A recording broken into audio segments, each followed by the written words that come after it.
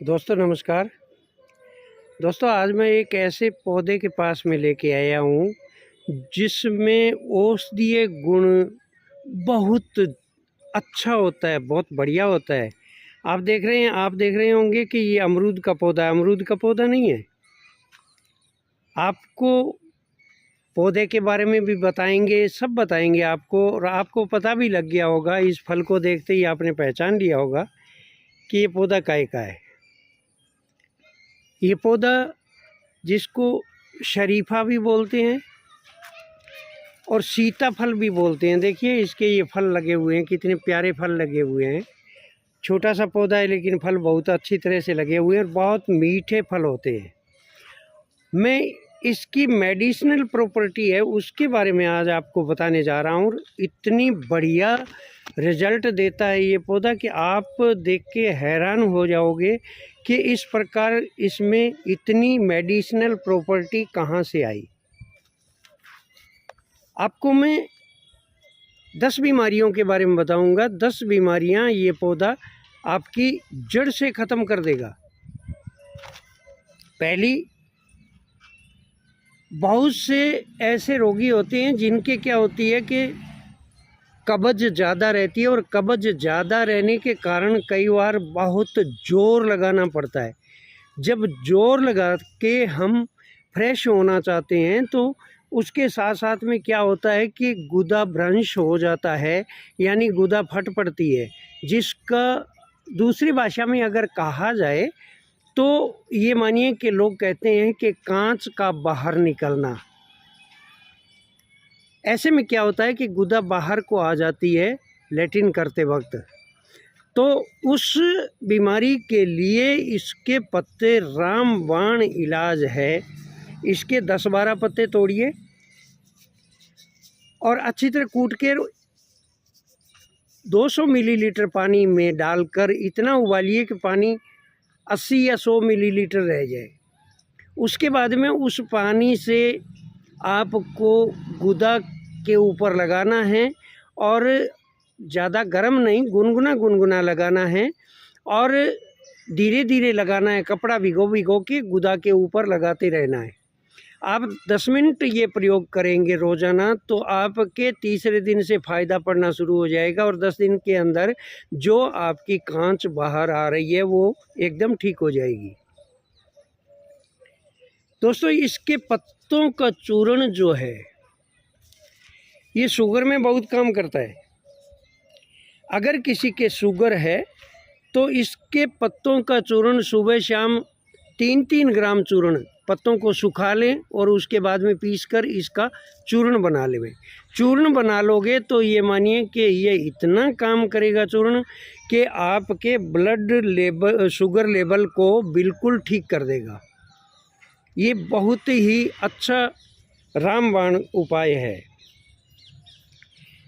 किसी के गांठ हो जाती है, चाहे कहीं भी हो, हाथ पर हो जाती है, बहुत से लोगों के ये इस जोड़ पे हो जाती है गांठ। यहाँ कईयों के मैंने देखी है कि यहाँ गांठ हो जाती है, या शरीर के किसी भी अंग पर गांठ उभर आती है, तो उसके लिए भी ये रामबाण नुस्खा है। इसका ये पका हुआ फल है। इसके पके हुए फल को ले लो और इस फल को अच्छी तरह से कूट लो। अच्छी तरह से कूट कर इसमें थोड़ा सा नमक मिलाकर और उस गांठ के ऊपर लेप करोगे तो कुछ ही दिनों के अंदर वो गांठ बैठ जाएगी। चौथा, इसका मतलब बुखार में भी बहुत अच्छा रोल है। अगर किसी को ठंड लगकर बुखार आ रही है, तो ठंड लग के बुखार आ रही है तो इसको 3 पत्ते लेने हैं, ज़्यादा नहीं लेने। ऐसे 3 पत्ते तोड़ने हैं। 3 पत्ते तोड़कर उसको कूट लेना और थोड़ा सा नमक मिला के सेवन करना है। आपकी बुखार मिनटों में उतर जाएगी।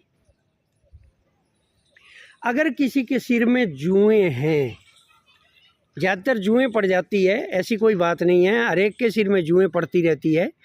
बस इतना ही होता है कि हम जब जुओं से पीड़ित होते हैं तो सिर खुजाने पड़ते हैं, और सिर खुजाते वक्त क्या है कि हम लोगों के सामने परिहास का पात्र बन जाते हैं। लोग हमारी मजाक उड़ाते हैं कि इसके सिर में जुएँ पड़ी हुई है।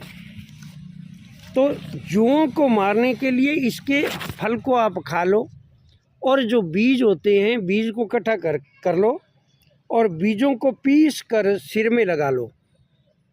बीजों का पीस कर पाउडर बना के और पेस्ट बना लो थोड़ा सा पानी डाल के, और फिर उसको सिर में लगा लो। आपके पहली ही बार में 80% जुएँ ख़त्म हो जाएगी।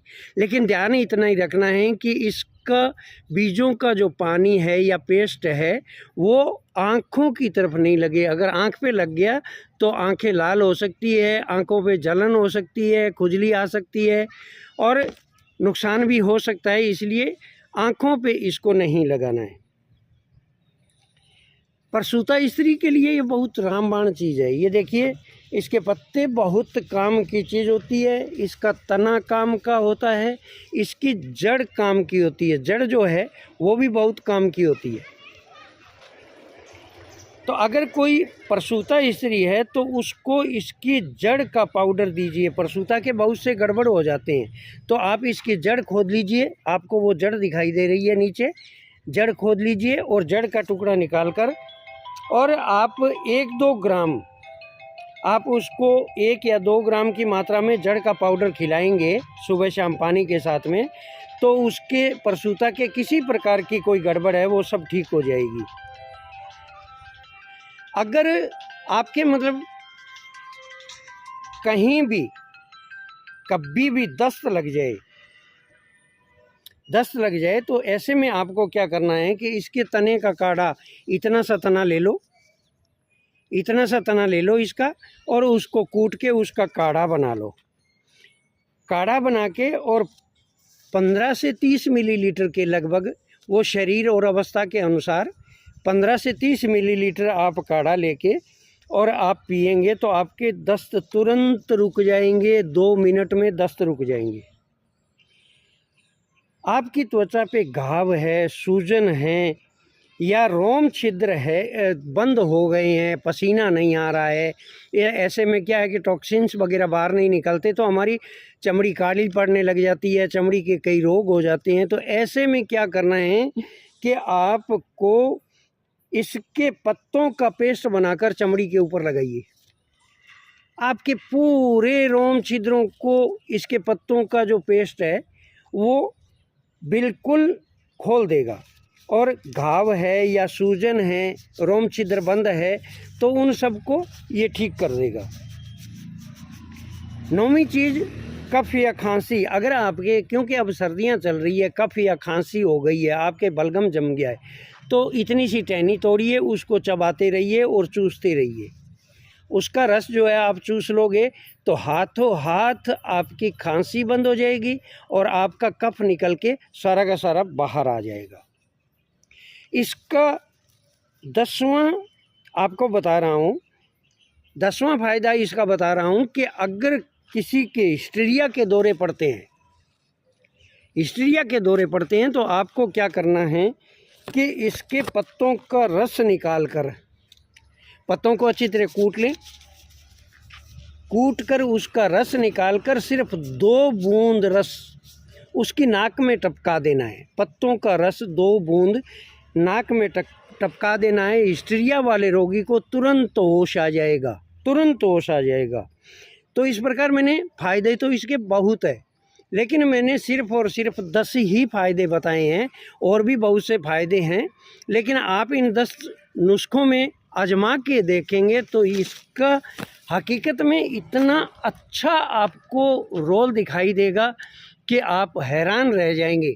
तो दोस्तों, कभी भी आपको ऐसी ज़रूरत पड़े तो आप इसके नुस्खे को ज़रूर आजमाना।